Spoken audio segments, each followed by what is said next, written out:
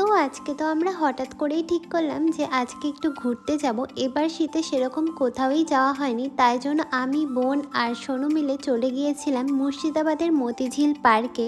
আর এই শীতের সময় এই পার্কে জানো তো অনেক রকম ফুল দেখা যায়। দেখো এখানে কত বড় বড় গাঁদা ফুল ছিল, আর এখানে তো পুরো একটা গাঁদার বাগানও ছিল। জানো তো এই পার্ক যেখানে অবস্থিত সেখান থেকে কিন্তু পলাশির যুদ্ধের জন্য যাত্রা শুরু হয়েছে। তারই স্মৃতি হিসেবে কিন্তু এখানে যোদ্ধাদের মূর্তি স্থাপন করা রয়েছে। আর তাছাড়াও এখানে কিন্তু অনেক রকমের গাছও দেখতে পাওয়া যায়। তারপর ঘুরতে ঘুরতে অনেক খিদে পেয়ে গিয়েছিল, তার জন্য দেখো এরই ভেতরে একটা রেস্টুরেন্ট থেকে চাউমিন নিয়ে নিয়েছিলাম, আর তারপর আবার ভর্তি করে লঙ্কা দিয়ে খেয়ে নিয়েছিলাম এগ রোল।